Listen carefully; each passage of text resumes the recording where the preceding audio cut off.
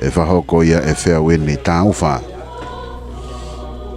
Ko e hoa ia o e whaiwhekau mālolo, mei he tō wako e tautahiwa walu ono. Ko e lotu e whahoko ia e whaiwhekau ariwhereti atiola, ko e sekeritari lahi o e siasi. Lotu e eiki me he kolisi lolotonga tataki ai be kaufu o whirimoe hala. Le soni uraki me he tohi sāme wahe walu noa ves uraki ki he wa. Pea moe vesi walu ki he hongfulu ma hiva. Ko whaiwhekau te vita marila o whahulu. Whaiwhekau pūre e vai whunua tonga tapu. Ka koe tō wako i e tauta hiva fitu fitu. Hiva whawahare soni tui kake ilo. Me kolisi lolotonga. Koe whau e he pure ako mālolo e kolisi ko Sia'atoutai. Ka kuone tō tau. Whaiwhekau tōreta te vita Tonga mohenoa puloka. Le soni hono wa. Mei he mātiu wahe wafulu mawha. Vesi tahani mā ke he wafitu. Ko whaiwhekau neti tui o netoa. Whaiwhekau mālolo ia o Nusila. Ka koe tō wako ia tauta hiva fitu wha. Koe anitema whawhetai ono ni mā. Me kolisi lolotonga ai pe. Koe lotu whawhetai o e aho ko whaiwhekau tu e tā te vita kolo ia hawea tātai paresteni. Koe himi hono wā. Himi hono ngeau tongo fulu mā wha ko whaiwhekau siosifa koloti mau. Whaiwhekau pūre ia e wahi whanua haapai. Pea hoko at ki hono malanga i o e aho. He tātai ki paresteni. Koe ne vesi malanga. Me tohe sā me wahe walu noa. Vesi taha walu ki he taha hiva. E wha ke ki mau tolu mua. Pea te mau tautapa ki ho huawha.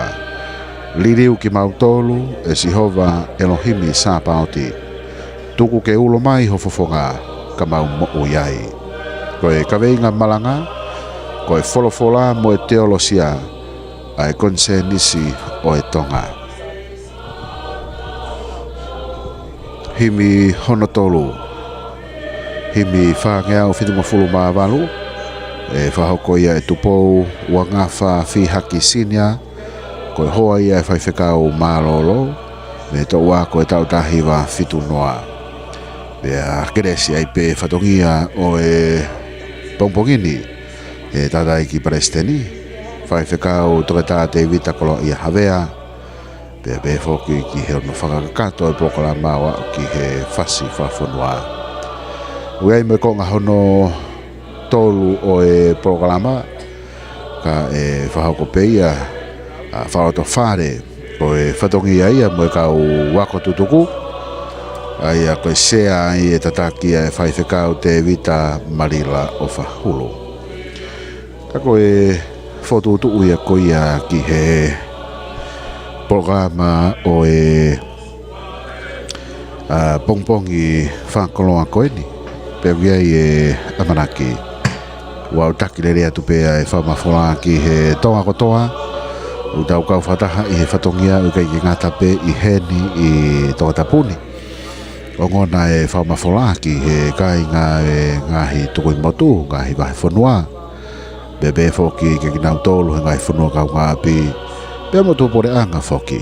Mei he loto whare ko e siasi. Hono tataki a e ngāo e whalokufua e siasi. Pea ugia e tui whapapau. O ku mea mai a haataula eiki. Pepe foki ha kinau tolu. Ne nau whakaunga maki mo namoa i kinau tolu i he api ako anga tohi tapu ko Sia'atoutai. Wai e tōlahi ai ko nau hoko ko e kau whaiwhekau i he siasi. Ko e ngahi lakanga ngā ue i he ngahi siasi. Hoko e kau se tuata. Wai lewa be mo ni ihi ai. Ko nau mawahe atu me he apini. Be mo kei whaulo ai be ai mama. Ne tutu me he apini. Whalau maarie. O tatake ki nau tolu i he ngahi ngā ue whahoko ho nau ngahi wāhenga. I he ngahi kolo. I he ngahi community. Bebe foki ki ho nau ngahi family. Ka koe sila ko ia o e ako anga. Pea ko hono wharea ke keresi ia. ke Kolisi ia mo Kolisi ia ko e taulanga ki eternity ka ko e ka veinga folau ia Kolisi e ta o wa fe ma o wa ko o tua o tau pare tua tau haka mahen pe tau whakau mahenga hi Polokalama peheni pe e ta o tua pe pe au e be mono ngahi ka veinga ko e tau mua ke whalotolahi pe mo whakaivia aki o kai ngata peheni ihi unau ke iheni i he ngahi Polokalama ko lolo Tonga au to e kau mai pepe mo e kau wako tutuku i he mea mai ki he ngahi Polokalama whamafola ko ia me he ako anga tohi tapu ko Sia'atoutai ko e porea ko lolo Tonga foki o e ako anga tohi tapu ko whaifekau toketa heneri tari ai niu mei tolu bebe foki mo ki nau tolu e kau tiuta e kau whaiako nau whahoko e ngahi kalasi ako tohi tapu i he api ko ia ko Sia'atoutai au whafo whaeni pe ko tui pe tau inas ko toa pe i ha aho lelei he ahon ko tui whapapau wai pe moi whainga maari e wahe i homo taimi ke tau whilongo aki ai i he taimi si i ko ia e ahoni pe moe ako anga tohi tapu ko Sia'atoutai koe ke ngata pe i he tau kau whataha he tau retio wal fit point ni mai whaema kau tau toi whilongo aki foki i he tau Polokalama koe ni i he Facebooka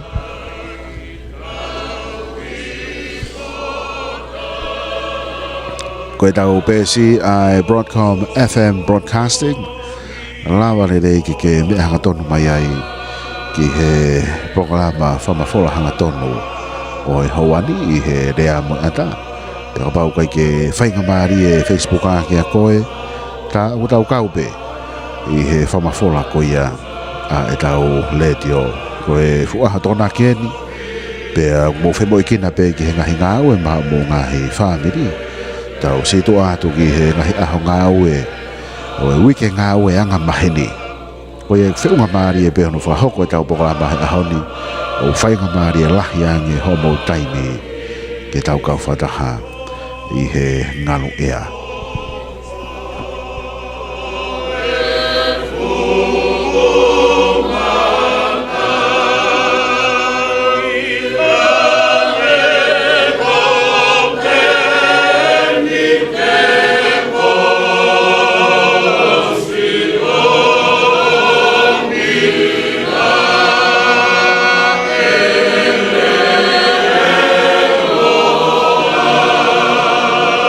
Free.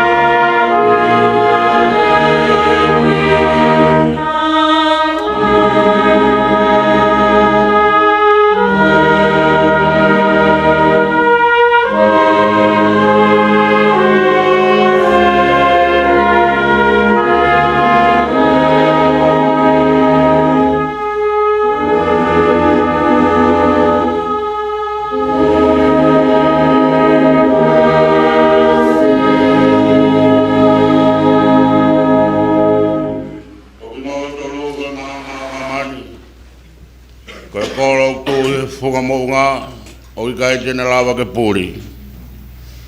Ka tala hai au tūtuha maa mau ai ki loto puha fua. Ka ki he tuonga maa be. Pe ku ulo atu ke kakai katoa be. O ku he whare. Tuhake. Ulo. Pe ku hoko mai ho mama. Pe ku hopo ki ati koe e gloria o Siova. He wakai ko ofi a mama ni he pouri. Mo e pouri matolua e ngahi whahinga. Ka e hopo a Siova ki ati koe. Pe e haho gloria i ho funga. Ki taulot. Whakaake ki mautolu. Ki mautu o ulo. Pe ke hake kakai ko toa ho mama. Ko hige whamalo ia. Ai tamai o ki he wani. Emeni. Koe uraki himi o malanga Fakamanatu. O e tau fitunga fulu maa whae Kolisi ko Sia'atoutai. Ua awhi maa ua fulu maa wa. Koe whaangi au walunga fulu maa hiva o e himi. Whaa walu hiva ke tau hiva. Tau whakamalo ia mua. Ai ngā ue au tau o tua. A au ai iwi hono ni mā. Ai anga langi ia. Ngā ue ne tau moe langi. Whai ki tau tolu i mamani.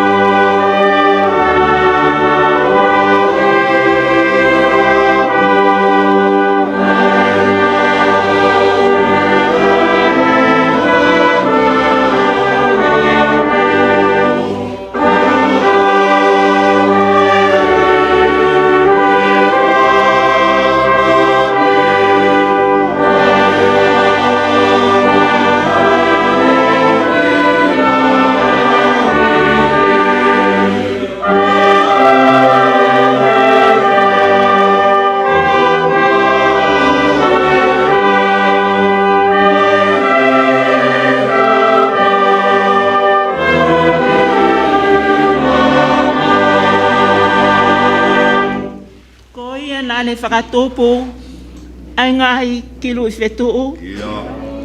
Ilo e ia honau kotoa, o ipe honau hingoa. Pea nau tarifua pe, o whai ai ngā ue kua wahe.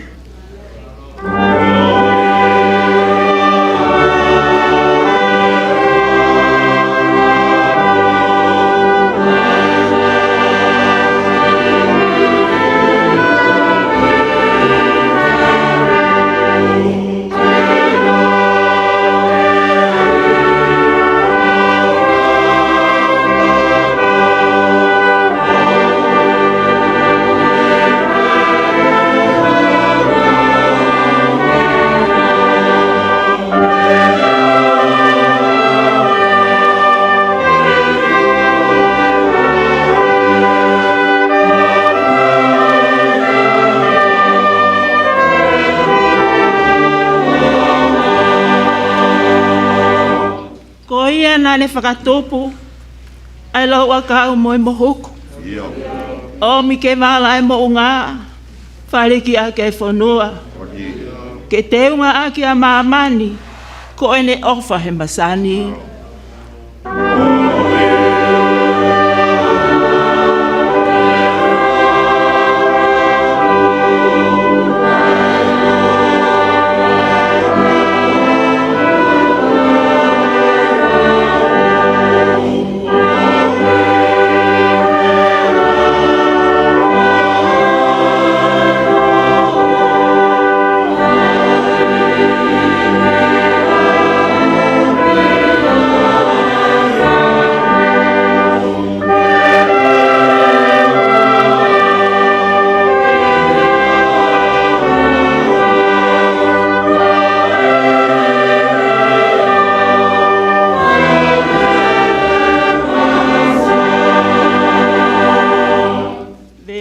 Aokosi. Tau ke hiva a mamani.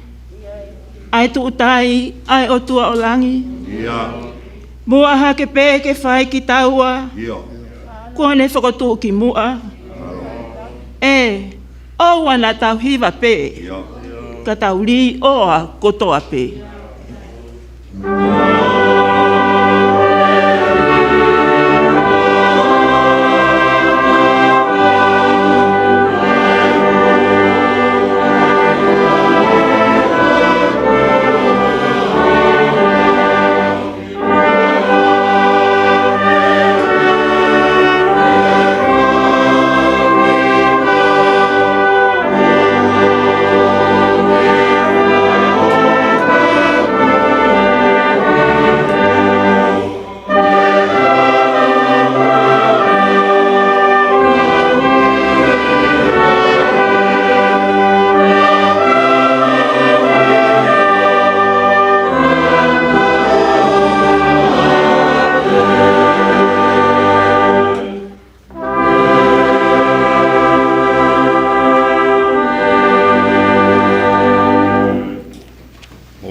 Download.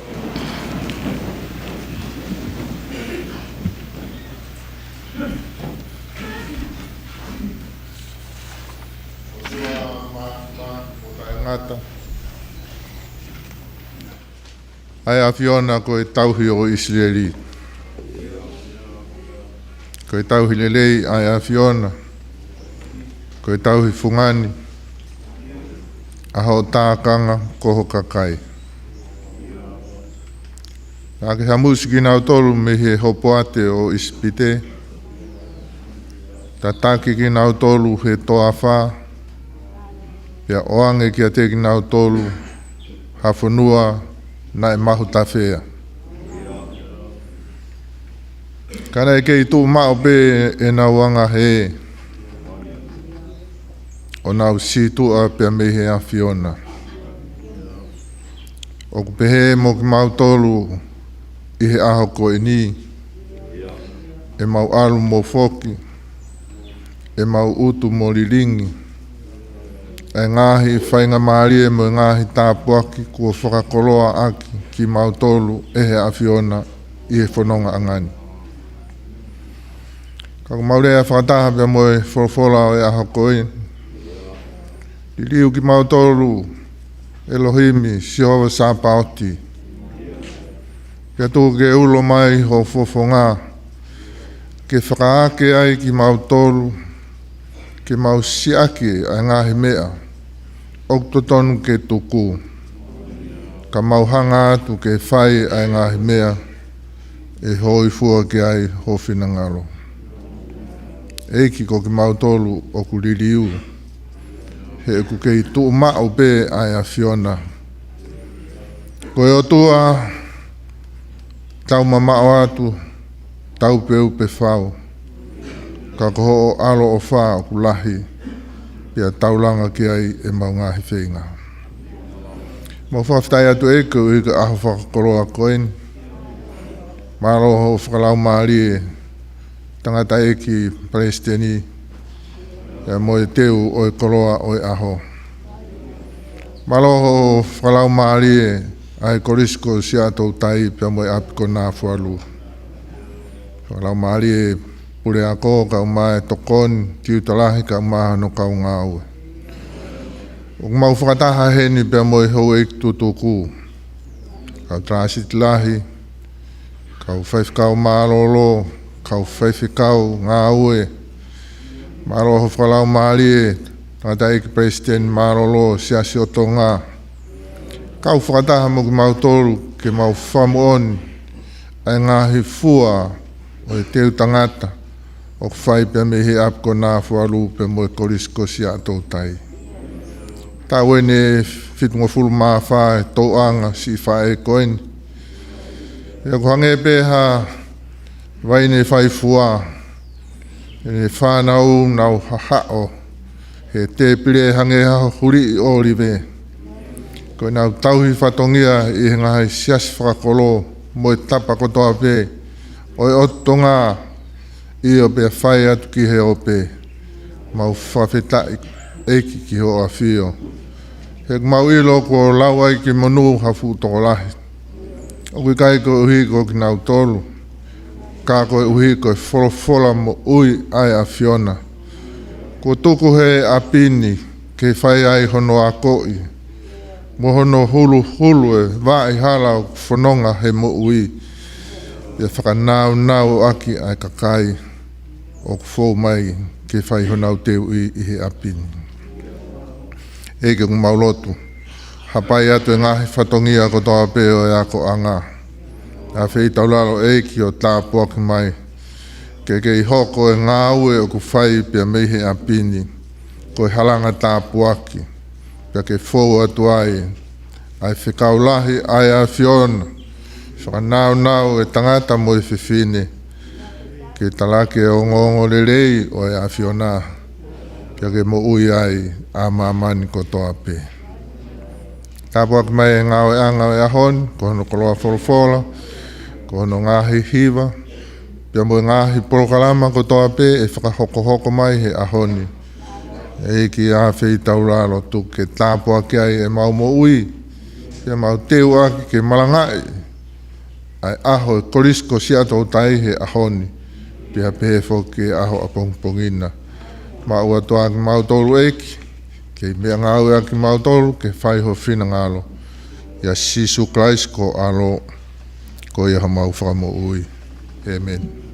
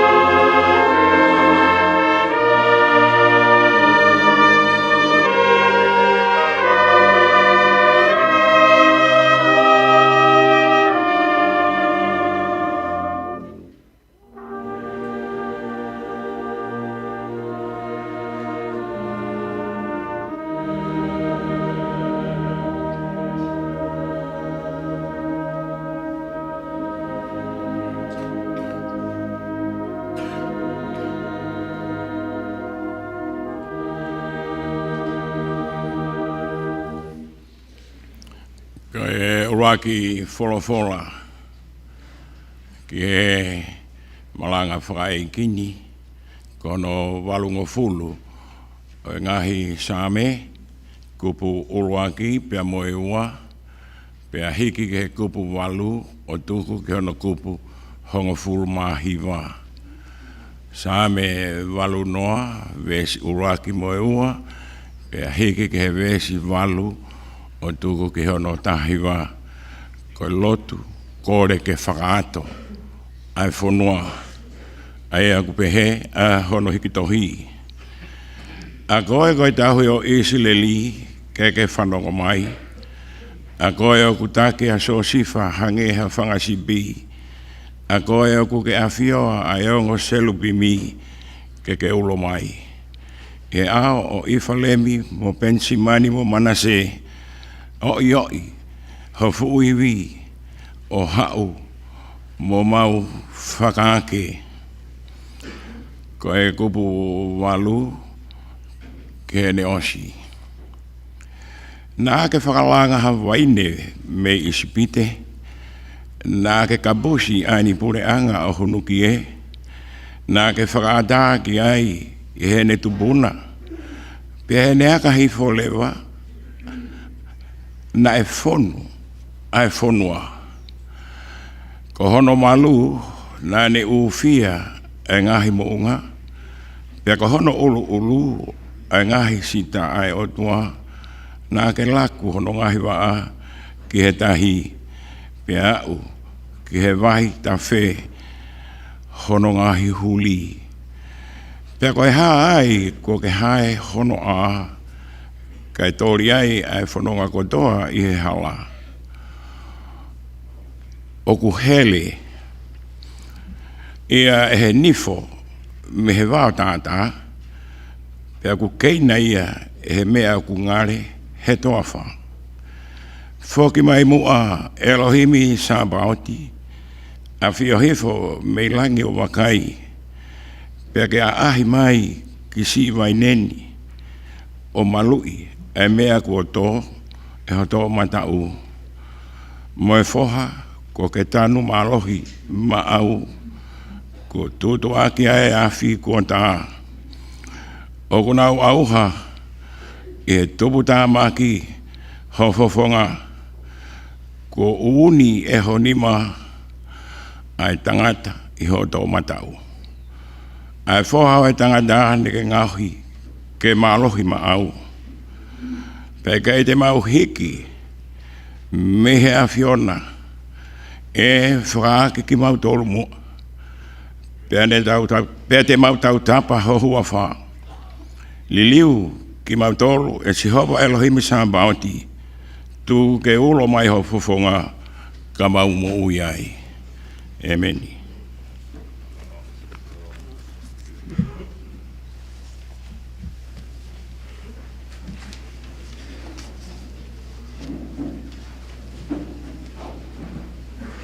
Tau hoa tu he ni ki he hiwa whawahare soni, tui kake ilo.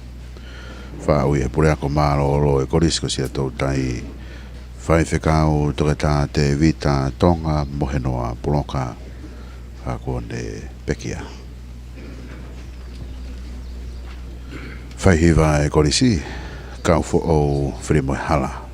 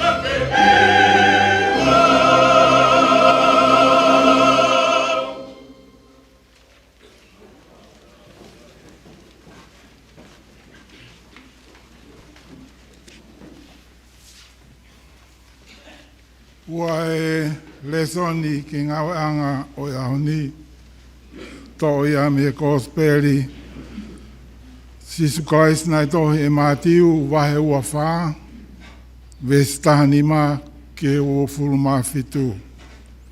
Mātiu wahe ua whā, vestahani mā ki ono o fulu mā fitu o i konga. Koia, ka mō ka wakai o kutuu i he potu tapu ai mea whakarielia o e whakaauha. Ai nei wholofola ki ai he palofita ko tani e la. I longa hataha ku lau pia kene tokanga ki ai. Pia kene toki hola ki he mō ngā aki nau tolo ku siu te a. Pia koia oku i he tua whare, ke oa nā toi aluhifo ke ave a ngahi mea me loto whare. Pia koia oku he ngowe, ke oa tene whoki ki api ke ave hauna kofu. Ka oia wea ki nau tolu whei tama, mo ki nau tolu tau tama i he taimi koia. Pia maulotua ke oa nā hoko ho mou hola i he whai tau momoko. Kai umaa iha sāpate. Ko hui e toki hoko ai hama mahilahi. Aia ko te eki hana tatau mehe kamataanga o mamani o au mai ki he taimini. Oi, pia i kai au pito toi iai. Pia kane tae oua ai whanganounou o i taimi ko ia, pehe e auha e kakano kotoa pe. Ka te lia e kakai whiri e whakanounou ai taimi ko ia. Pe ka pao e toki pehe atu e hataha. Koe misa ia au heni pe i hena oua te momo i tui ki ai. Ko hui e tupu hake hakau misa ia loi, mo hakau palofita loi. Pe hao mo ki nau tolu hangahi whakailonga lahi, mo ngahi mea whakaofo. Io, kane lawa, nā mo kakai whiri e taki he ai. Koe ni ko au sinaki talatu. Koe a kapau te tau pehe ki ati ki mou tolu. Si, o kune i he toa wha. Oua te mou alu ki ai. Si, o kune i he tukunga koloa. Oua te mou momo i tui ki ai. He hange koe pāmai ai uhila me he hake. Pe au ku hā o au ki hihifo.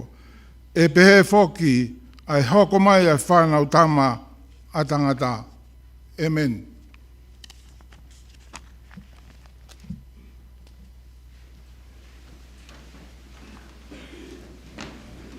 Ko e wholofola ia le soni hono wa ni whakakoe whaiwhekao neti tuene toa. Ko e andema whawheta i ononima me Kolisi lolo Tonga.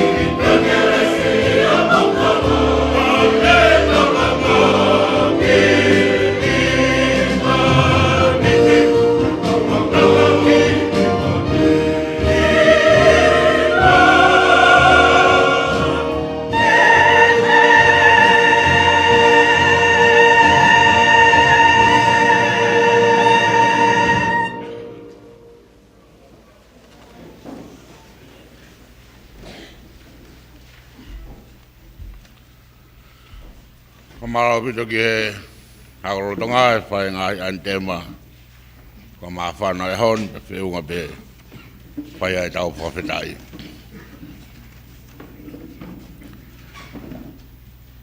Tau whiunga fulu maa whae ni o e whae whatongia e Kolisi ko Sia'atoutai.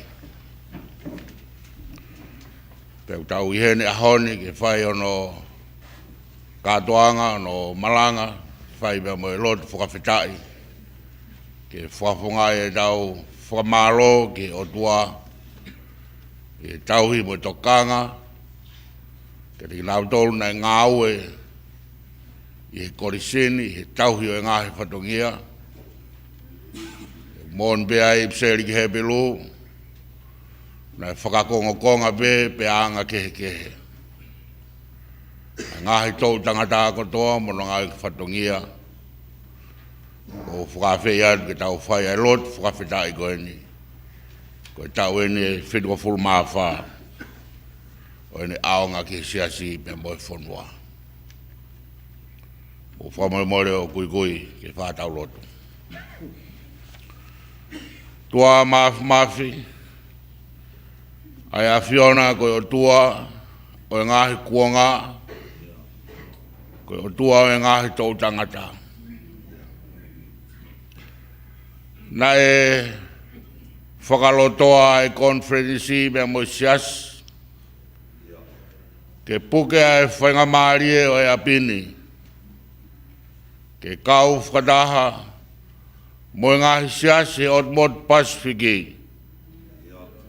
Ke whakatu ke iai, hākoanga makehe, ke ako iai ai tohi tapu. Talu me ai, tahi wa whanga fulmaa walu ke ahoni. Mo whanonga ai visone mo i kei whakamu ui ai apini. Ke pāo mo toloaki, ai kawenga koia, ke iai ha ilo makehe, ke loloto anga ilo ke tohi tapu. Ke tāna kia, ke ngāwe ok mau whai, ko e sia. O e kau malanga i ho kospeli. Ke tonua e whafonga o e kupenga mo e tau tangata mo e tau uika. Kau hi ke iai haola, iai hatupu mo hafua. Ai tō tau mo e utu tau. E whai he ako ngani. Mau i heni whakadāpia mo i siasi, ko e ako tutuku. Kai maaki nā tolu kotoa pia e kau ako tutuku, kau ngāwe tutuku me kau whai ako. O mea mai me tapa kehe o e kolope pia mo mamani. O whok kotoa mai ho mau lau maari e ki Nafualu. Pia mo e Kolisi ko Sia'atoutai. Ke hake atu, a pāta mai e, whakawhetai ki lang tau potu. Pe whakawhetai ki o tua lelei ku ke whai ho mau tau hi. Pe ku ke whakakoloa ai ako ngani, aki ho whekau, aki ho ngahi tūtū ni. Pe aki e koloa fish mua, ko e tohi tap. Ko e whinangalo e o tua, ko e tūhulu ki he maulaka, mo e mau wharonga au whai mei taimi. Tāpo ak mai e pure ako ka mai ako lotonga, ak nau tōlo ki heni, i he whitungo fulu maa wha. He kai tāo whetaha e taimi, e takamilo pe e whitungo fulu maa nima. Pe e to e takamilo pe e whitungo fulu maa ono whai atu. Ako whitungo fulu maa whae ni whonu mauloto e whakawhetai. Kia rinau tolu ko tūtū ni he konferensi. Kia rinau tolu ko ui mounga mai ke ngā wei e a bini. Ko nau aho eni. Ko nau whakawhetai eni. E whai he whitungo fulu maa wha. Pe mau whakawhetai ai. Pe whakatāpea e kahau ke takamilo pe sareo tō taimi. Kai wana angaro he Kolisi ko Sia'atoutai e iai aho ko e takamilo e whakaau ki api. Mamnofa pa whakadua meria ke aho ko ia. E ui ai e kau tari ui Ko tohi o nau hingoa I he moui. Pe kawai ai tariui. Ai ngahi tō tangata mo ngahi tō wako. Wako I he Kolisi ko Sia'atoutai. Whakamana wahake a ngahi Polokalama ako. Whakamana wahake a tō wako ni. Pe whakamana wahake a mea mau ofa ai. Ko e Kolisi ia mo Kolisi ia. Ai maulanga au whai ki I tāniti. Tō ke tāpua ke akia ho mau whanua mo mau tō tangata. Ke mau kei iloa be ke tohi tapu, pe mau kei whai teolosia, ke iloa ai a Fiona. I he siasi, I he whanua, mo mea katoa be te mau whai. Ke mau lotu ia mo e whawhitai ki mau hake atu. Ke tāpua ki mai ai taoni pe moe ka hau. I he huawhau Sisu Christ ko alo, ka ko mau whamo ui. Amen.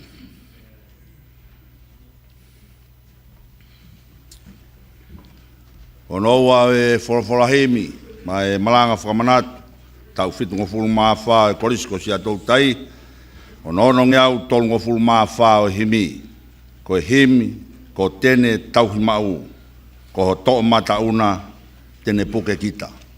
Mo mea ke tauhiwa. Tō, o kuai hatakotaha, tene tauhi mau. Koi o tuai a ko ofa tele tauhima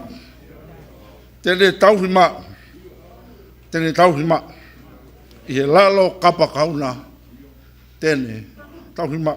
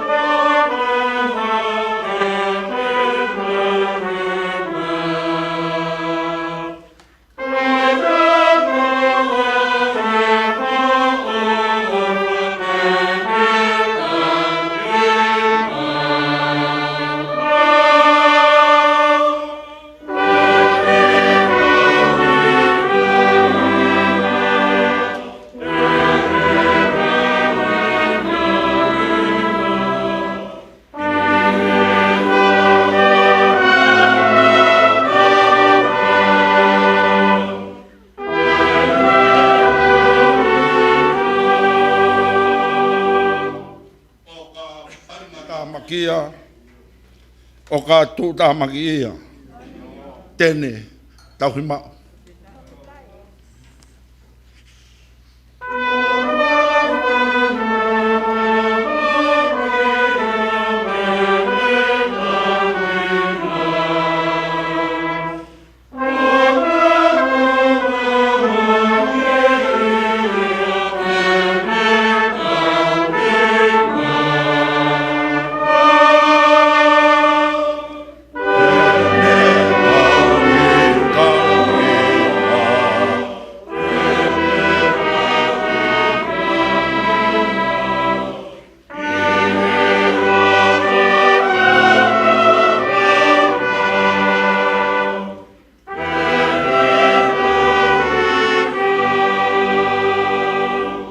Pea ka mole o whaanga, I ka itoe whalalanga, tene tauhi mau.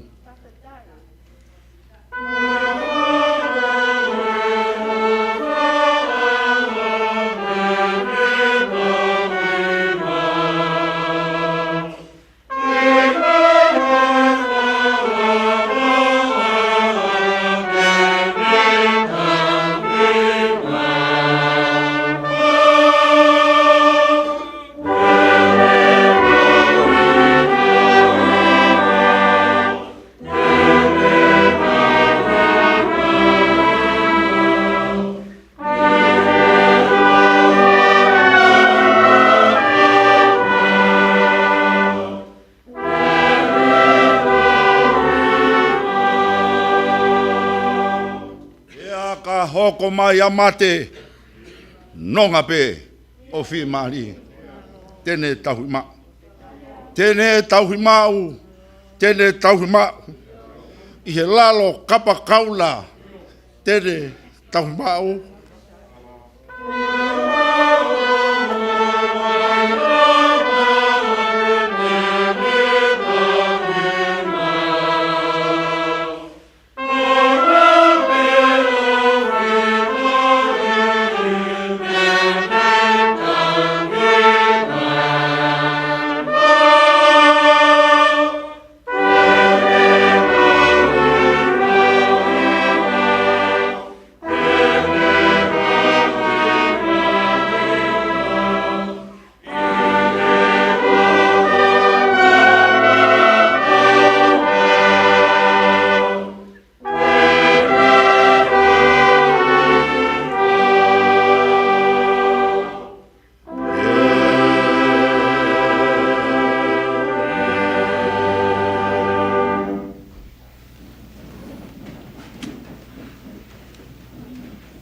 Tāpuki e awhia o tua mawhi. Kau mai whailot ko Saione. Moi Kolisi ko Sia'atoutai. Tāpuki e nā whiwhio. Tupo wono mo kuina nā spau.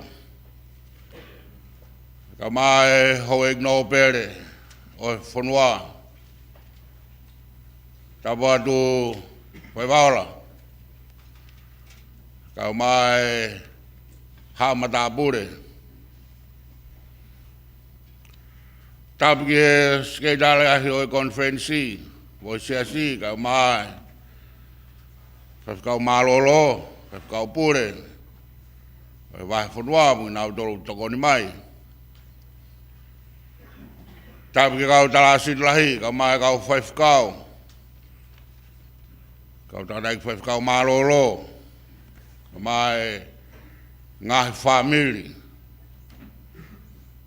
Tāpuki kau wako tutu kotope. I tongani kau mātua pureanga. O mo mea mai ke tau kātua ngai. Ho tau aho e ahon. Tāpuki pureako. Kau mai tokon pureako. Tiu dalahi me kau whaiako. Kau mai se tua dalahi me ako lolotonga. Kau ngawe. Kau mai ngai whamiri kotope.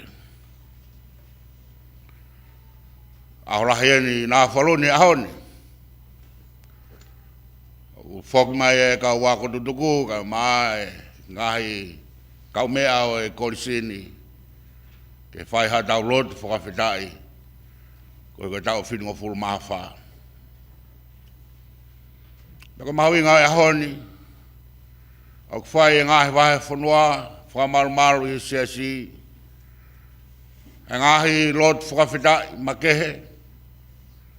Pea e whai lotu kotoa pe a bongbongi. Koe sābate ia e Kolisi ko Sia'atoutai. Ke whai longai. O mahu inga ki e siasi ai ako angani. Koe tau tala mono fia ki he whitungo fulu mawha o e tau. Tau manatu mo e whakawhitai ki ngahi tau tangata talo me hika mata anga. Tahi wa wha walu o whanonga mai ai. O au mai ki hahone.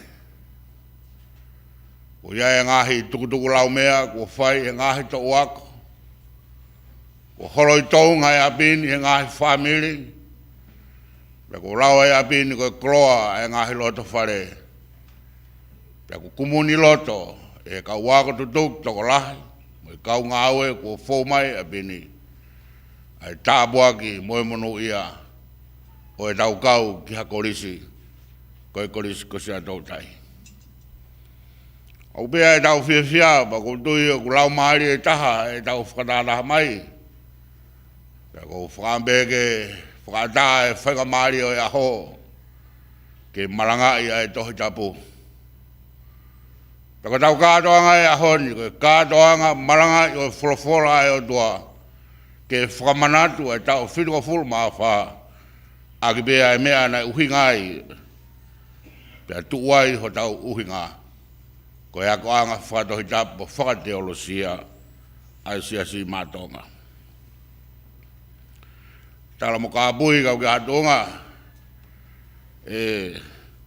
I ka ia rotiai ai whakapapa koeni. Tau tate whitu ke ngalu e au me ngalu o pe.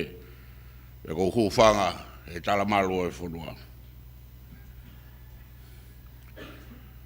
Ko e pōt whulawhola malanga o mei he sāme.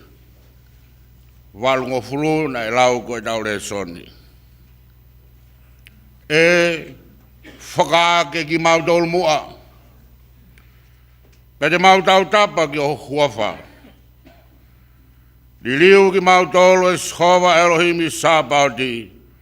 Tu ke ulo mai ho fofoka ka mau mo iai. Ko e wholofola mo e teolosia ai konse nisi o e whonua.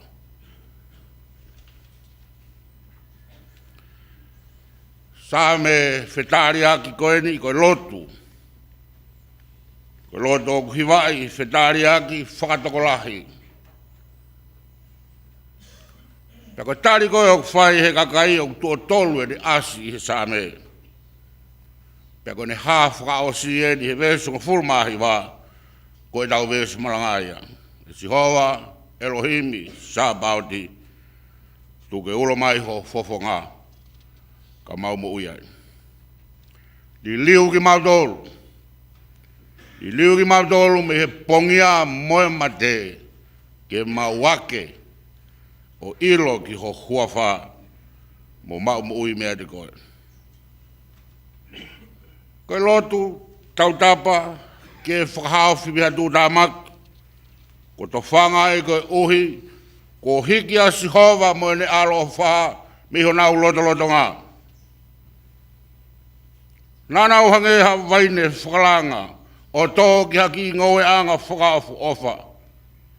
Pea muia e waine, pe tauhi, pe whakawhia fia, ki Isleri koe waine, pe mo tauhi ngoe koe otua.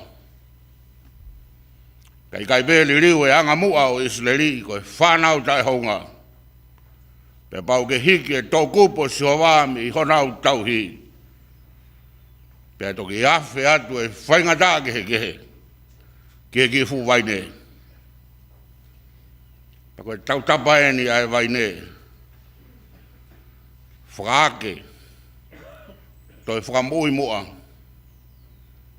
Whakamai Sihova pe ke hanga i whafonga mai. Toi ulo mai ho mama. Ke whakaake. Pe mo tauhi ki mautolu. Nai ai be tamu ai a Sihova ke fu waine. Nai whakalanga. Pene amana ki be whakaufu ofa, pe hoko o aonga. I ai be aho e tori ai, pe tolunga fulu, ononga fulu pe fuate au, ka koe tōta, ko tō pe o whai, ko pau ke whai hono ututa. Ka koe nunu ai, o e mawa e mo Sihova, koe tai, ake ngā whaikata ke. Pe li aki o whakau ke mate. Ke toi kamata fuou, ke toi whakake, koe mea bea ke tau tapa ke Sihova. Hange aku tai a Isleri o pongia, pe aku tai o mate. Lau ki ai ere sonia ai se ai ahoni, ko vete ai honau whakao fuafa, mo tō honau teunga lang ia. Vete ai whangaki teu whakao fuafa, ngai koe vesta koloa, mo whangaki siweri mahina mo la a, o kutui he teringa mo helu, mo mamasila, mo mamaihu. Pea koe whaka ofa taha, e lawa e palofita ko aisia, koe more ai honau namlelei, kai whetongi aki ai namuku. He kua hui ai wala toonga, kai ai tauanga a, koe imis kakato ia o e whaka ofa. O pehepe ai mawai, pea moe otua. Kako na wamana ki au toka peki a Sihova, ke whakaake ki nau tolu, ke toi whakamoi ki nau tolu, ke toi whakafoki mai o nau whakaofofa mo nau lang ia. Ke tala o whaia e palofita, e iai ha huri me a Sihova, ke te toi whakafoki mai e mata lelei anga mo lang i ki hono kakai. Pe toi fua e whanua o hoko koe pore anga, pe toi whakateunga whakaofofa, te nau mili o namlelei, he koe kakai o hoa, pe moe kakai o Sihova. Whakamau e o tuau, kai toi liliu ia ia tau tangata. Koe whaikovi mo e whaihara e hiki a Sihova. Ka koe tafoki o tau tapa mo kumi mo ui ki a Sihova, tene ofeina, ahono kakai. Tau ene fit ngo ful maa wha, tau he sia e akakani. Tau whawhitai ki e visone, na e toka ai, pia tau himai he ngahe tau tangata. Kakapau e toho hake ai imis, mo e talanoa, o e Kolisi ko Sia'atoutai he tau e fit wha, ke tau ki mamata si begi ai. Ko Isleri e mo e otua, ko Sia'atoutai e mo otua. E whewhea Israeli, ko mahino no hala whanonga, e whewhe ai Kolisi ko Sia'atoutai. Ke rao ko tau whiu ia whai ahon, pe maunga bea ki aha tau tali whiunga ki ai, ko hi ko tau tau hikoloa ak whai mai otua. Hei kai tala mai a taha ku hao hawa pe sete au e tau e whinu a fulu maawha. Mahara ka pauka te tau wiki pe he whai tau kātoanga, hei kai whakara ke taha ke tau whiawhia. Ka e iai pe e historia koeni, ai ngahi wā i hala, o lau kia e whulawhulai a honi, nā tau ki pongia, nā tau ki tō mate fuofoloa, nā tau ki tō mamau, pe tau wofu hake ko toa pe o tau tapa ke skova, ke whakaake ki tau tolu, ke mea utotonu ke tau whai. Tau to e kamata o whakaake ki tau tolu, ulo mai ho mama, ke mau ilo mea masani, ke hoko atu e mau whanonga. O kaya ngo mea ke he ua, whambe, e whakamari e koni ke te ofiange e tau wakai ki ai. Ko uhinga ono whakatu o e Kolisini e he konferensi, pe mo uhinga ono whakahingoa e kuonga hono tolu a ki ai huafa Sia'atoutai. Tala noa e huafa ko tau whai pe tau maheri ange moia. Ko Kolisi aini uki ai amanaki e sia mea i hatou tangata e whiunga e nau kupe ngā mo e whatongia o e siasi pa mo e pureanga o tua. Ko rau te ki whainga maare e koeni ke uki tala noa ki e whekau ai konferensi pa mo e siasi. Ko ia ko whai whekau os whai ia.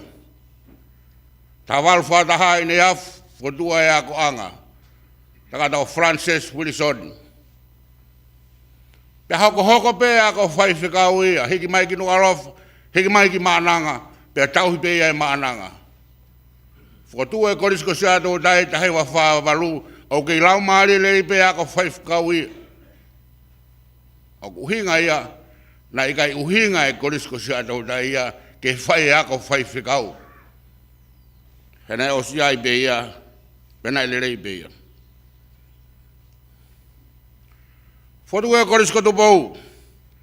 Tāna ki mai ke ngahi ako teu, tāna ki mai ke ngahi ako anga ne malawa e kau misionare o fotu.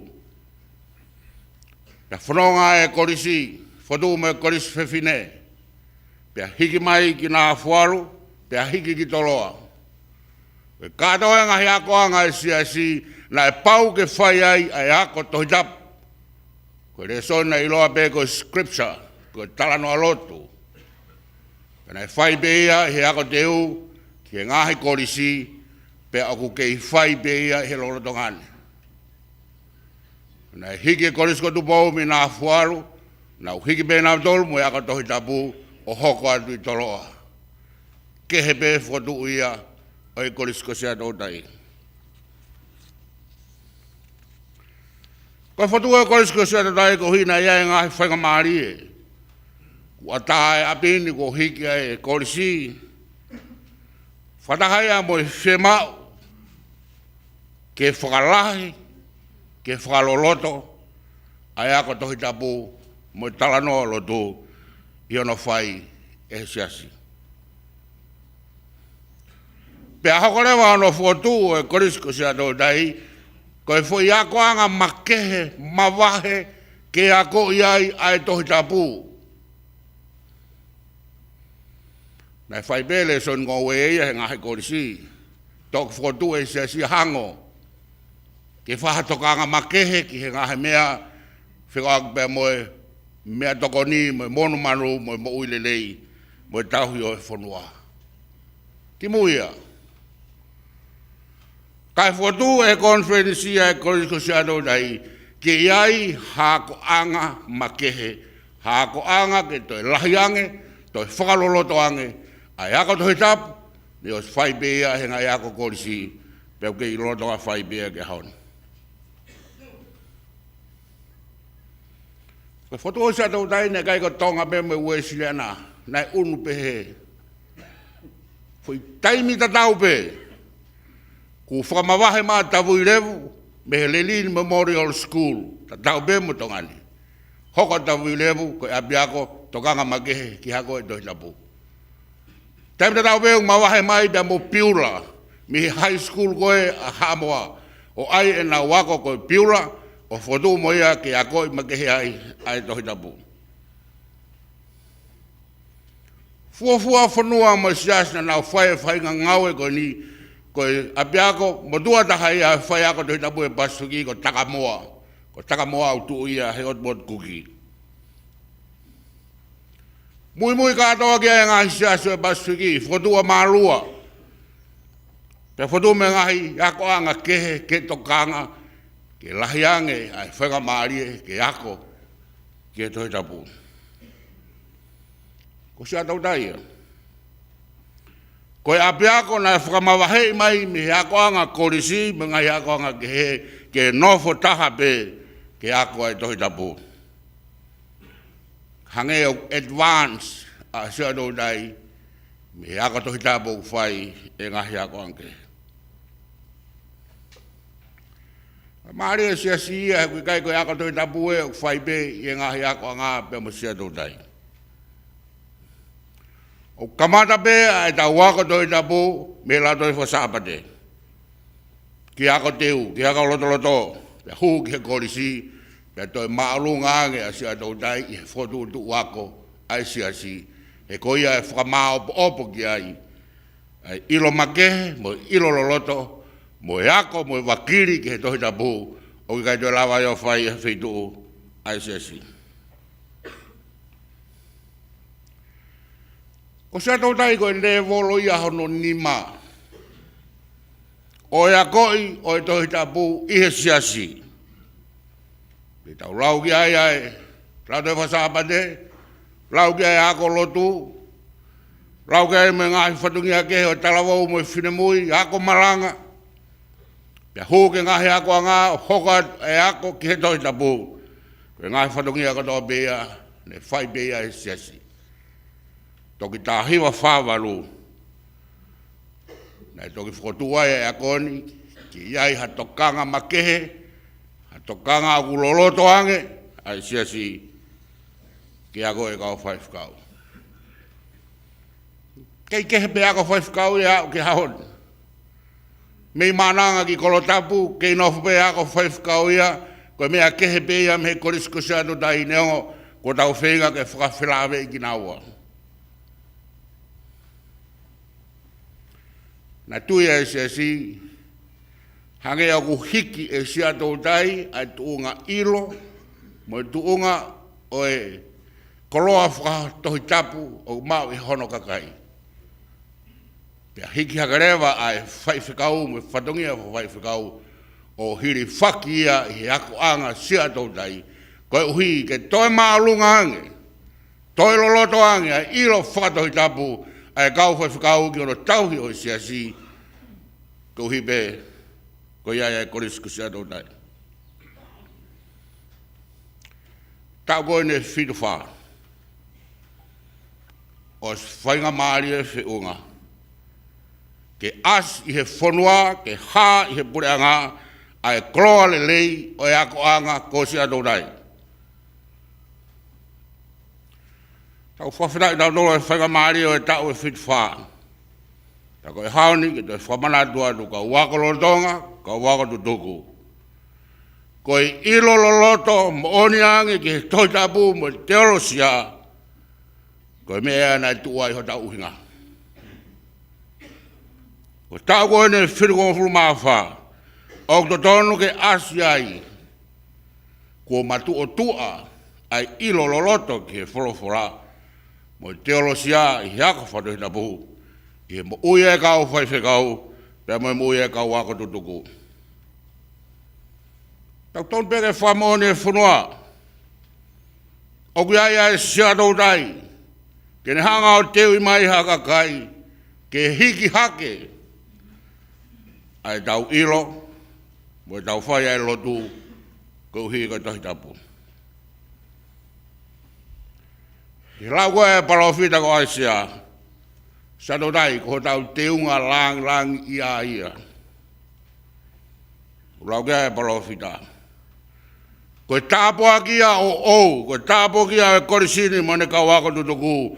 Koe ia tiki nāu tolu ai ilo makehe, mo ilo uloloto ange. Iha toi taha i e whanua pe koe siasi. Koe tau ki fu akau whakairia. Koe tau ki ngoue ia koe na whakaranga o tō e tai o whawalu. Koe ngai tau tangata me ngai tau wako na e omi ki he api o kani. Nana omi, o tori e fua e ki fua kau na e whairi. Ke lo loto ange, ke makehe ange, ai ilo tohi tapu i he whanani. Ko lahi ngā hai whakailonga, hange kua toi hae ki a, na langa ke malui aki, e tau ki fu waine. Ko kamata ke keina e whangapuaka ho whanga e whakatapu ai tau ki mata i koloa. Ko tālanga he wholawhola mo teolo sia he whanuani ko e ta mea ia tangata mo whine Sia'atoutai. Peu ke ako lolotonga, peu ke ako tutuku. Kau kia i hata tonu hataha ke rea ke he wholawhola mo teolo sia ko koe ia tangata Sia'atoutai. Ko koe ku iai ho pas. Na e teu i makehe koe ki he whatongia koe. Ko whatua koe tohi tapu ma teolo sia, koe konseni sia o whanua. Talo me tafo ke whanua ni o lot whakaristiane, mo hoko a tohi tapu, mo fu mawhai pure ia ke mo ui whakamolare, mo whaka e whika, ki whakailo e lelei mo e kovi, mo totonu mo hara i e whanua kotonga. Kau mo ilo, au kei mo on beia. O ku kei mo ui be, ai lau konsenisia ai Tonga ki he tohi tapu. Ko e tohi tapu ko ia e tokoni ke whakahino e molare ai whanua, ko e tohi tapu e tokoni ke ilo ai ai lelei, pe ke ilo ai me autotonu ke tau whai. Mahino ene he kui kai ke whipaki. Ai tohi tapu ia mo hakupu e tau koni surane. Hala. Ko tau ngahi lao na e whau he kakai, na e lotu tohi tapu, na nau ilo e tohi tapu. Pea kui kai whipaki lao ia mo e forfora e o tua. Pea kei tupe tohi tapu ko e konsenisia e whanuani. Ke ne whaka ilo ki horo kakai pe mono kuonga ai whinangalo e o tua. Tau kei whamoni pe kai ahoni. Koe mela ia hoko he whanuani, pe koe pureanga, pe koe whamiri, pe koe ako, mo siasi. Koe whenga kotoa pe ke ilo. Koe hae konse nisi, ke ne whakainohino ai lelei mo e kovi. Koe hae lau ai tohi tapu, ki he kakai. Pe koe whiawe aki, mehaha ke kihifo he mitia, ke ngawe aki e wholawhola mo teolosia, ke pou ke ngahi tau kawelahi, mo ngahi area mo e tālanga au whai, e whakamaha po toa be, peko hai une whai ha whamatala, koe lauena e tohi tapu, koe lauena e tohi tapu. Oku kei konsenis pea e whanua ke whinangalo e o tua, tonga whanua munu ia, he kei o tua pea shova, o kei tua e tohi tapu, koe konsenis ia, ke tau ilo ai lelei mo e koro. Kako hai, o ku tālanga, he whakauhinga tohi tapu. Pea mo e tala whakateolosia, iho tau kuongan. Ko hoko e politiki e ahoni, ko e fūmea ngāwe lahi taha, o ku whakaonga i kia e tohi tapu, pe whakawhetai, o ku talanoa tohi tapu, e tau kau politiki. Ko media whakasosiare, whon mo ia whakauhinga tohi tapu, malo o ku kei tui ai kakai, ki he mahu inga mo e mawhai, o ku mau he tohi tapu. Ulahianga e lau tuhi tapu e kakai he Facebook a e honi, e nau lau tuhi tapu e ngahi whailotu. O lomo ui e ngahi pakpaki me ngahi kalapu he whihi a whaikawa, lahianga ia, e mea uto tonu ke tau whanongo ai, ke tohi tapu mea moe whorofora. Wa toko lahi taha e kakai, o talanoa tohi tapu, mo vete tohi tapu, mo whamadala ke tohi tapu, nei kai teu I makehi ki nao tolu, ke whatoki ako ia. Ko ki mau tolu ia, Kolisi Sia'atoutai. Kai ake peko hai e tonu, e ilo loloto, pea ilo makehi, ke tohi tapu, ko ki taua ia. Ko tau hinga ia. Malo pe ulau forofora e whanua pe mwe kakai, ka o whakaofa ai tau whaa ke ilo, koe haa koa e uhinga to tonu, mo uhinga loloto, o e tohi tapu.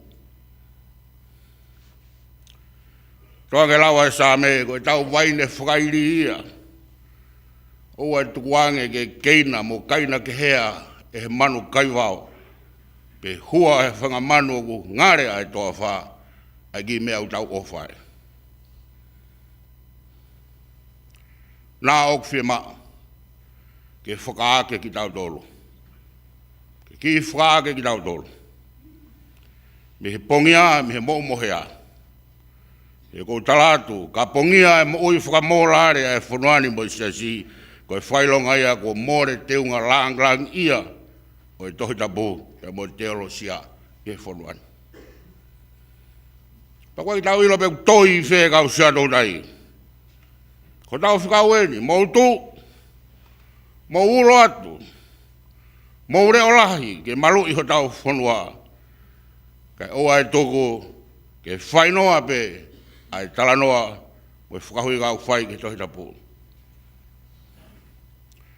Kai whahinga, tānoa tohi tapu, mo e whakahuinga tohi tapu e haoni, e mon pea ai sea, ko more nam leleo e tohi tapu, I hono whainoa pe he kakai, o kai mahino ke ari nau tolu. Peka te au koe whikau ia tau whirunga fulu maawha. Tau toi whoki o kore ke skova, toi whawhang mo whakaake ki tau tolu Sia'atoutai. Ke tau hūtotoa ki o toa, ke hangai o whonga mai, ke tau tūhake o whaia mea makehe, na uhingai hono whokotu o e Kolisini, na uhingai e tau o mio ako he ni. Ke tau hoko koe konsenis, ke hoko e tohi tapu koe konsenisi o e whanua, pia ko ki taua o ku talanoa ki uhinga o loloto ange, pe mo uhinga o wofi, pe mo whinangalo e o tua. Ko whaia e whikaua e whanua mea tupou tolu, Sia'atoutai ke hoa mo e kuaka, u tau whawhitai u tau whanonga pe mo ia. Ko whaia e whikau ia e Kolisi ke Kolisi ia, mokeres ia, ai tau langa ki tāni ti, me whawhitai, au tau kei whai pe langa ki tāni ti, mo I amanaki, ke Kolisi ia, mokeres ia. O whikau ena e konferensi, me mo I siasi. Ke iaha ilo makehe, o ma ilo loloto ange, ke tokoni, ke talanoa o e tohi tapu, ke kei hoko koe mea masani, e ne hoko koe konsenisi, o e whanua. Tala munu atu ke kawaku tutuku, tau koe ni utau whanonga ai ke whirua fulu mani ma, ke tau hoko ke kakai, whinangalo ofa e o tua, ke whaia hono whinangalo I ho tau kōkani. Amen.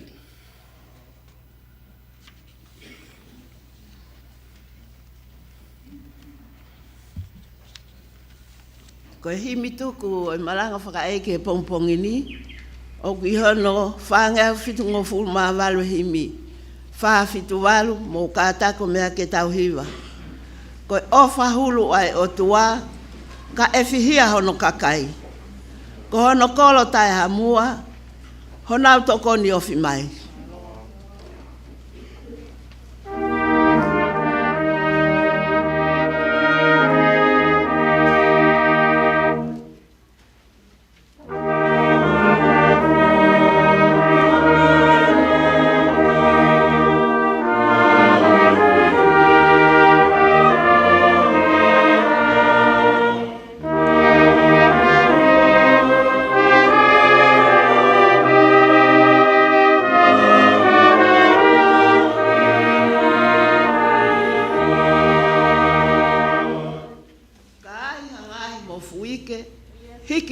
mai ki tahi.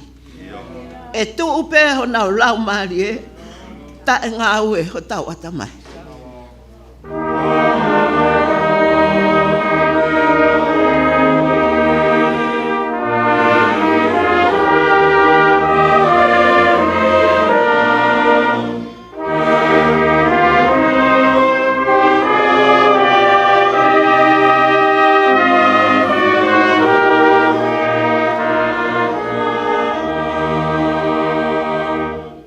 Koe e ki sa paoti, ko ho tau to kai ko loia. Pea ka tuu mai ke to koni, kua pau ai whiri ke turia.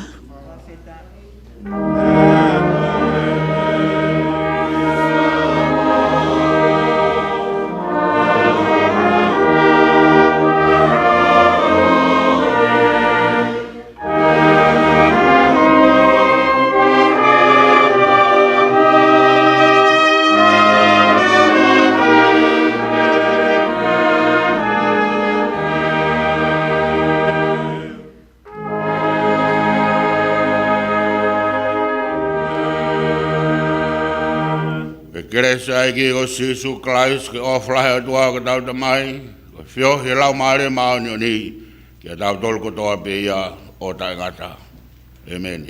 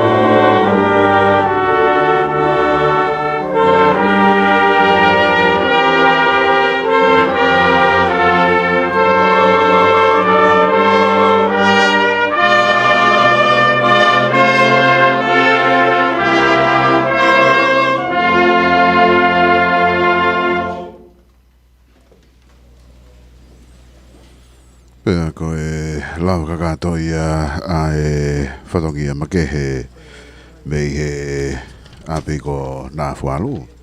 Ka koe ako anga tohi tampu ko Sia'atoutai.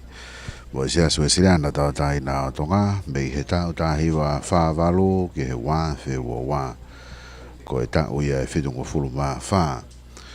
Whāku whatongi a ko anga tohi tampu ko Sia'atoutai. Pea ko e malanga whawheta ia o e aho, ne whahoko i e whaiwhikau tu e tā te vita kolo i a havea, ko e tatai presteni o e siasi huasiriana tau tai nā o Tonga.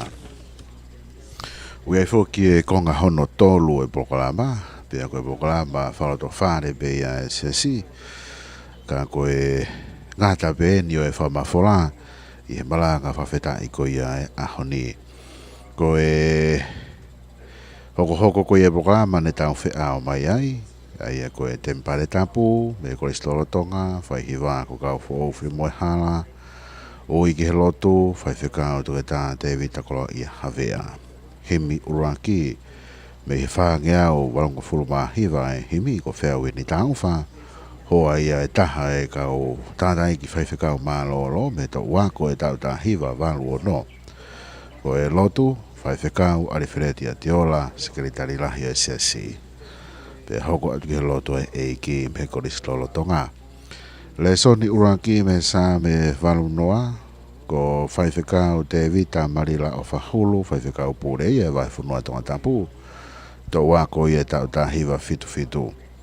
Ko hiwa whawahare soni, tui kake ilo, ko e whau ia pure ako mālo o loa Kolisi ko Sia'atoutai, whai whekau te tā te vita tonga mohe noa puloka. Ka ko e taha beia whaapa apa e Kolisi, ne toki peki atu. Ai tātai whaiwhekau. Le tatake pe moia he whaihiwa kau fo whiri moi hala. Le soni hono wa mātiu wa he wa wha. Vestahani mā ke wa fitu, whaiwhekau neti tu e netoa, whaiwhekau mā lo ia wahenga no sila. Ka koe tō wā koe tau tahi wa fitu wha. Ne hoko atu ke ante mā e whawheta i hononga fulu mā nima. Lot whawheta e aho tātai Palestini. Himi hono wā me i he ono ngeo tongo fulu mā wha himi. Ko whaiwhekau sio sifa koloti mau. Whaiwhekau pūre e wahe whanua haapai. Pe moe malanga e aho koe kaweinga malanga. Koe wholofola moe teolosia ai konse nisi e Tonga. Koe ves malanga me sa me val noa vesta havalu moe taha hiva. Himi tuku whangea o whitungo fulu mā walu e himi ko tupou wanga whawhihaki. Hoa ia e taha e kau tātai ki whaiwhekau mālolo tō wāko e tau tahi wa whitnoa. Pea keresi e malanga whawheta i e aho e tātai ki Palestini. Pea moe whakakatoa ki o e whasi whawhunua. Kau waurutuku si ngahi whamiri o e kau hakololo Tonga. No tatau be i hawhaiwhekau o hange ko ia ko e malanga e Palestini ne namua i mehe abini. Kau se tuanta pea moe tangata i whanua mo whiwhine i whanua Tonga ne mo i he api ko Sia'atoutai whatawanga bene au takrere atu mo Polokalama o kei ngata be i he kai ngā koia i he otu Tonga loto whare sesi ka be whoke ngai whanua kau ngā api mo tō preanga ia i whatawanga ne au takrere atu e Polokalama ki he Tonga kotoa ka venga wholau o i Kolisi ia koto hitapu ko Sia'atoutai ke wāwhe uaua koe otua hota o pare tua. Pea moe pure ako noro Tonga ko ia e Kolisi. O whaiwhekau toka tā heneri taria ili mei tolu. Pea manakine au takrere antu e whatongia whamawhola ko ia e Hawani. Pea kakato pe ia e tau kau whataha i he Polokalama, ta tau pe base Facebooka, Broadcom FM Broadcasting. Mo e tau Polokalama hele ti o walfitu poine nima e whaema. Kau fua whatongia e honi, whatawehi whatareu tu i fua. Aripate ki sina, lisiate tana tohi. Ko au kone